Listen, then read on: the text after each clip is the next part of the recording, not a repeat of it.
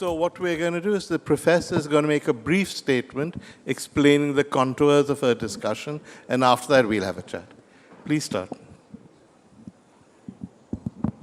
So good morning, and thank you for having me here this morning. I'm really delighted, and Veer, thank you for moderating this. So to start, I feel as if I was listening to the past, and obviously we were listening to the future. And what I mean by that is I was asked to talk about where we are in terms of the world order and leadership, and I've been working a lot on this idea about spheres of influence, which is a very old idea, right? We can go back centuries, and states and great powers sort of want to have control, sort of abrogate the autonomy of other states or other regions in order to have control, in order to control their foreign policy. Not necessarily the currency, but their foreign policy, and who could move in and out in terms of trade, personnel, or people, or whatever. And what I'm arguing today, and why I think I'm talking about the present, and I don't know if it's going to be the future, as our esteemed Chinese professor was talking about, is that we're in an era of spheres of power. And what I mean by that is that the military still matters. Traditional political military power still matters. China's position matters. Taiwan's geographical position matters. It matters that the United States is pretty secure in the Western Hemisphere, which is why it can beat up on all its neighbors. So I'm not denying that military power and geography and territory is no longer important, but it now has to contend not only with economics, which has always been the case, right? The United States basically won World War II because of Detroit, but technology. And so I'm going to sort of underscore the point that was said in the earlier panel about the role of technology. And I think we are in a different era. Yes, in the 19th century, trains, steamships, the advent of the airplane, all very, very important technologies. But the technology that we're witnessing today is vastly different. And the reason is that it integrates with everything that we do, both militarily and economically. And so if you think about AI, cyber, the speed at which change happens, and we're seeing this every day, OpenAI, or we could talk about DeepSeek, they're releasing new models every day, and if you play around with these things, they're pretty extraordinary models. But we're also talking about technology of platforms, 5G. China's ahead on 5G, right? And so this technology that we're at, the speed of innovation, right? And then if you think about the cyber attribution, it's much more difficult. In the old days, when you think about military, we can think about the war in Ukraine. We saw the Russians coming. We watched them on TV. CNN showed them trying to get to Kiev, and they got stalled. Whereas when you think about in the cyberspace, it's very difficult to have attribution. So it's much more speedy. It's much more difficult to get attribution. Not impossible. And then there's a blurring of the lines between the military, the political, and the economic. And this is new. So when I think about spheres of power, my argument, or how I'm thinking about it in terms of my work and in global politics, is that we're in a different era. That if the United States and China, and I agree with our former interlocutors, they are the big players here, although Russia is still sitting there. It's got a pretty big nuclear arsenal still, and it wants to play with the heavyweights. China and the United States are competing across these three domains. And one of the concerns is that it's going to lead to greater instability. And the reason is what I'm calling domain incoherence. And what I mean by that is that the United States historically has always wanted open and free trade. It's always wanted non-proliferation. It's always wanted to prevent regional hegemons. And historically, at least since the 1940s, advancing human rights and democracy. Well, all of that is sort of out the door with the exception of the regional hegemon, but the truth is, what is the United States trying to do? It's trying to prevent China from becoming a global hegemon. But in terms of democracy promotion and human rights promotion, we're not really doing that anymore under the current administration. Non-proliferation, this is President Trump's drive actually into Iran, that's still a commitment there. And then free trade, we don't know where we are. President Trump loves tariffs. And he loves slapping them on adversaries and allies alike. But the point is that in some ways, the United States is still very open, but in other ways, it's closing. And similarly, China would like free trade, but on its terms. It wants to be bilateral. It wants to control that free trade. And then if you think about the technology, it wants to share some of its technology, but other technologies it wants to keep close. And then militarily, I think they're both closed, although the United States, one of its superpowers has always been its alliances, but the Trump administration is making a hash of that. It's one of the things that we had. We could rely on our allies to have some burden sharing. We had bases around the world. So it's not clear that the United States, even militarily today, has that in its pocket the way it used to even 5 years ago. So the point is that what we're facing right now is competition of China and the United States across these different domains of power, economically, technologically, and then, of course, militarily. And it's going to be really hard to disentangle that.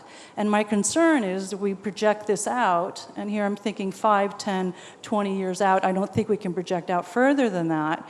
It's going to lead to instability because there's going to be points of friction where we're on new ground. We talked about the technology in the last.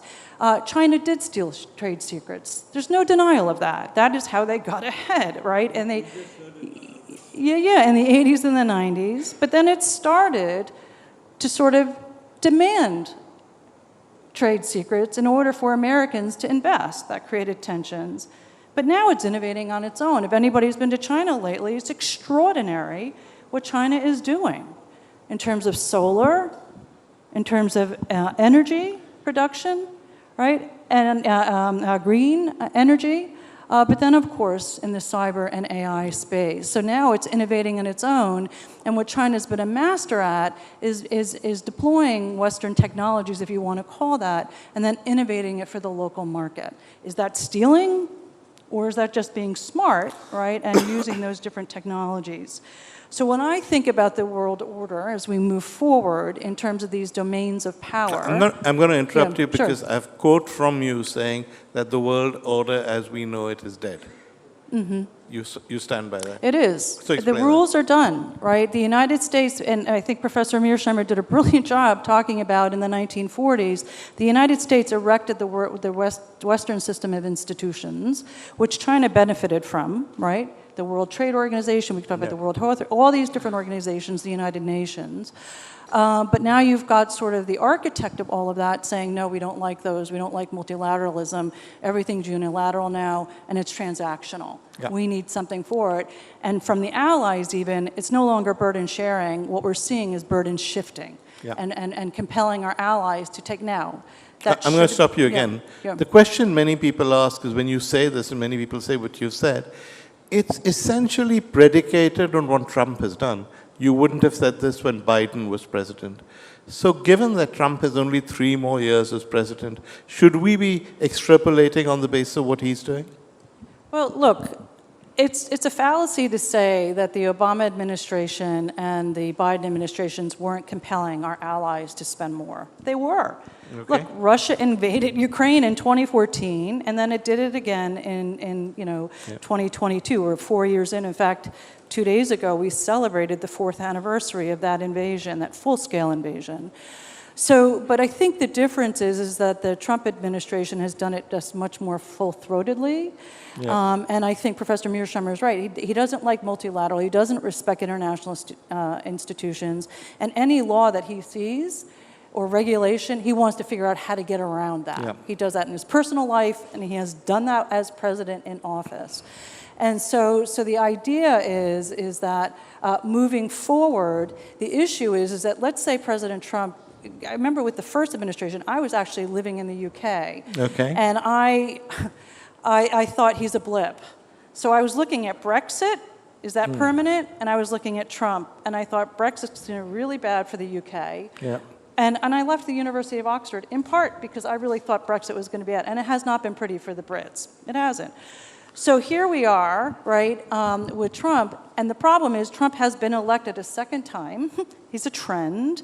And the more time he spends in office, now we're on our 5th year of his presidency, these institutions, he ends up putting in place new rules, new ways of doing things that become normalized so that the baseline changes, so that even if he steps off, and it's not a J.D. Vance in 2028, but it's, let's say, a Democrat, there's going to have to be a lot of unraveling that's going to have to be done, right, before the next administration. And we saw that under Biden. What was Biden's first job that he did when he came in after the first Trump administration? He ran to Europe because he wanted to say to the Europeans, we need to figure out how to, trust us as Americans. The problem is, it's going to be so much harder because the Americans have now elected Trump twice, seeming to validate his position. And with all these executive orders, the imposition of the tariffs, the treatment of our allies, going after Greenland, Venezuela, and all of this, it's going to be much harder to trust the American system. So it's not only coming from us, but from outside in as to whether we can recover from this. I was going to ask you that. You're an American, presumably. Yes, I am. Does it matter to you that so much of the world hates America now? Oh, it matters to me tremendously. Absolutely. No, in fact, I teach on this. I teach on U.S. foreign policy, and I follow the polling. And one of the most unnerving things, and by the way, this was even before President Trump, is that many, and I would say most citizens in most states around the world saw the United States as more of a threat than Russia and China. Now, that polling was before it was like 30,000. That was before 2022. I'm sure Russia has risen. And the reason for that is that the United States has really sharp elbows. And we tend to forget that as Americans. We're easygoing, happy-go-lucky. But the truth is we have very sharp elbows. I wrote a book on U.S. intervention policy since 1776. A quarter of the more than 450 interventions happened since 1991. Think about that, a quarter since 90. So how is the rest of the world going to interpret the United States? It's a bully. Right? And so, yes, it bothers But Trump me. enjoys being a bully. He wants to be known as a bully, right? This administration really believes in a very machismo, very male, hate to say that, but a very machismo kind of bullyish. They think that that's a sign of strength. They don't believe in yielding. Here we are in South Asia, Asia. I did a lot of martial arts. There's no weaving and bobbing here. You're taking a direct punch from the Trump administration. And I'm sorry, a lot of the world doesn't believe in that. And also, it's not always the best way to approach your opponents, much less your allies, right? Is that you really do want to kind of yield and bend. And oftentimes it's like, bamboo, right? You want to be able to flex in the wind. And we're more like a rock, just lobbing them. So it is a real problem. A related question, not strictly a foreign policy question, but people in India say, don't Americans see what this man is doing? How come he's still popular enough to stay in office? Well, we'll see about this. Polling is not looking pretty for President Trump. He's at the lowest. I think he's 36%. And also, I have to tell you, just like I think in India, and in China, I bet as well, but this is why President Xi and the CCP want to keep that economy humming. They want to keep that middle class happy. It's economy first. And with President Trump running around the world, sending carrier and fleets to the Middle East and going after Venezuela, many Americans are not happy, actually, because they can't afford the food that they want to put on their table. Electricity prices are high. Energy prices are high. There's a housing crisis in the United States because mortgage rates are too high and people aren't, like me, aren't moving out of my house because I have a great mortgage rate, but my children can't get that rate. So President Trump's going to have a lot to pay for or a lot to be accounted for come the midterm elections. I was going to say that. Will the midterms make a difference? Will the party put pressure on him? Well, we've seen in some of the special elections that indeed the Republicans have been hurting. I mean, Texas, there was just a great analysis of Texas, which is you've seen turnout of Democrats that they didn't even know existed. This is the special election. Yeah, special elections in Texas.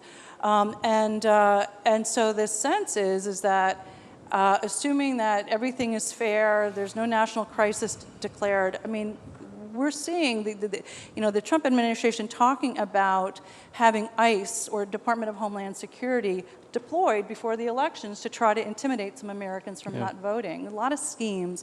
But assuming that, I think that potentially, you could see the Republicans lose not only the House, it was pretty clear they were probably going to lose the House, but now they're saying the Senate.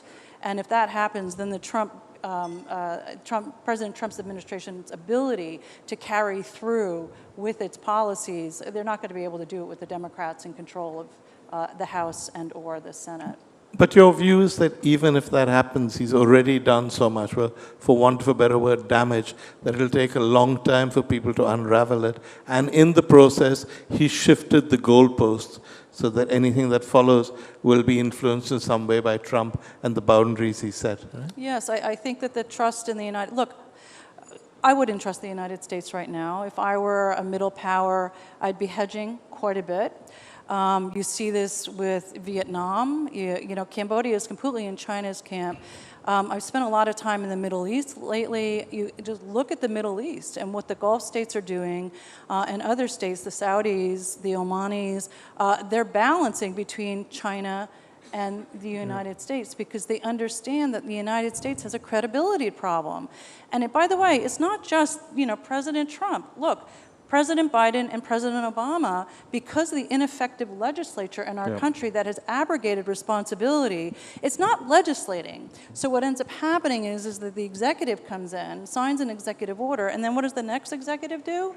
Overturns those executive orders and re-implements its policy. So the big question mark is actually not about the executive, it's about our Congress and whether our Congress starts doing its job so that there's some certainty, there's some reliability, there's some stability in the execution of U.S. policy, both in trade, but then also foreign policy. Okay. I've already lowered the tone of this somewhat by taking you away from foreign policy, so you won't mind the next question, I hope, which is that many people in America believe that there are elites at the top that control everything.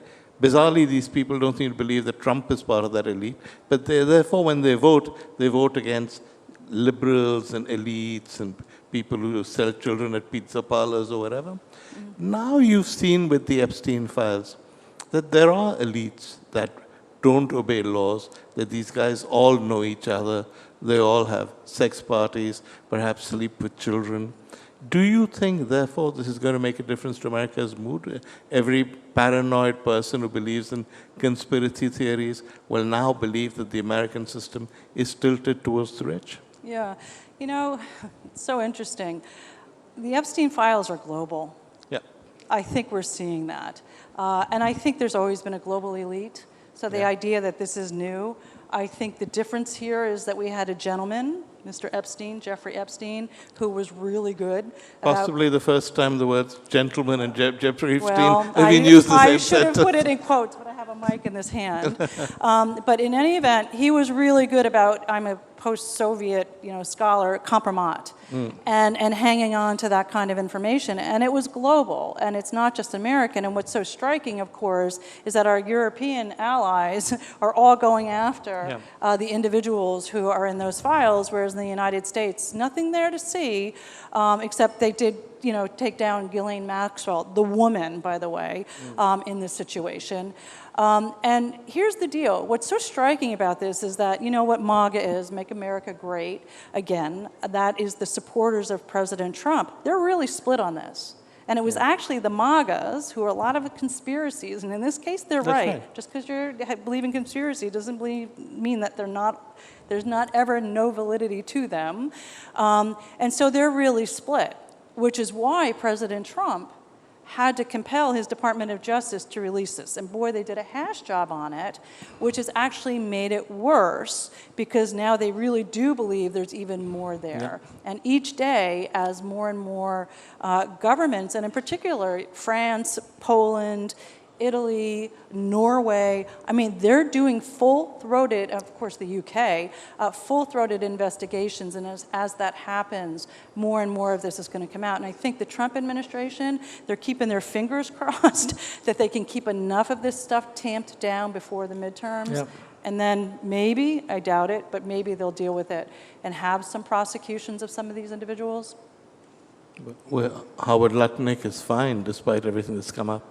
I'm sorry, pardon? Howard Lutnick is fine, despite all the revelations. So I'm Well, not he sure was his Trump. neighbor. Of course, he had a relationship with him. No, he went to his island, invited him on his boat, Yes. and lied about it. So it's a little bit more than that. Yes. Yeah. No, that's right. But the idea, but I don't think we want to delude ourselves and say that the elites, the absolute elites, played by different rules. I think that's always been the case. But in this instance, I think because of modern technology, social media, ability of cell phones, right, that it's just so easy now to record and to document. I don't think we'll likely see, I mean, we could talk about the Panama Papers. That was a huge, where people But that were... was just ignored, wasn't it? No, there were some consequences. Again, the UK, remember Tony Blair? He took a lot of heat on that one. Prime Minister, what are you doing putting money into the Caribbean, right? So this has been around. I think the difference here is the magnitude, the global scale, and the ability of this one individual to collect a lot of information on a lot of different individuals across so many sectors of society.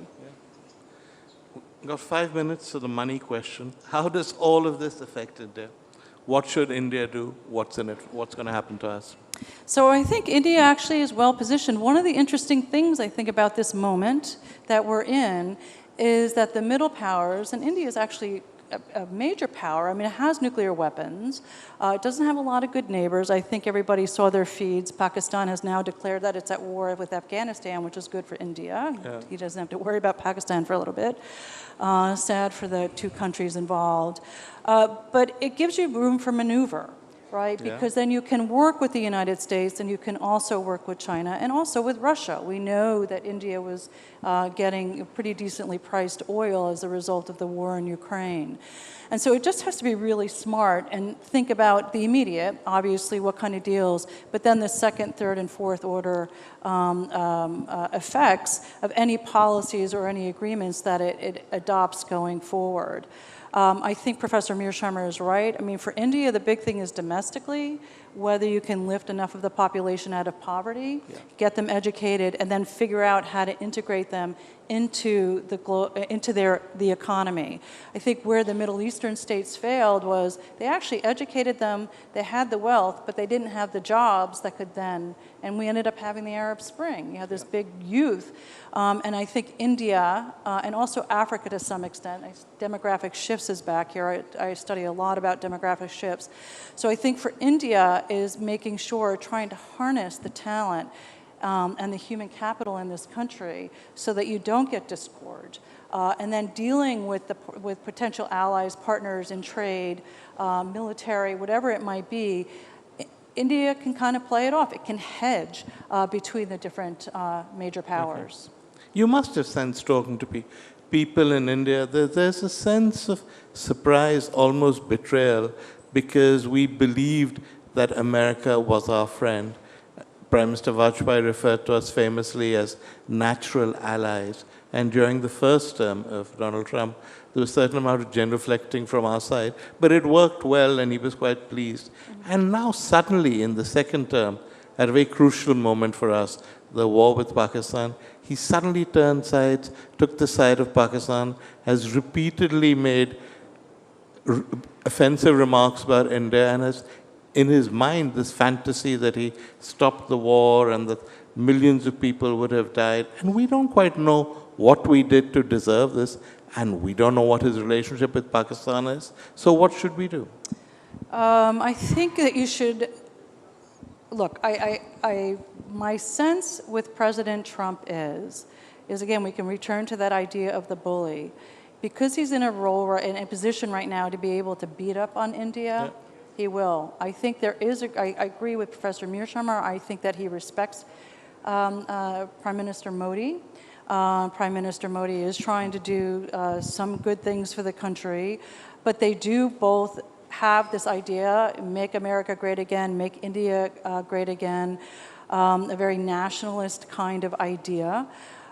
So I think right now, if I were India and I were advising Modi, is I would just stay on good terms with Trump, because That term mercurial was used, this term. He'll flip back around, because if he needs something from India, guess what? He's going to be knocking on the door of India and saying, okay, we're upset about China doing X or the Russian Federation doing Y.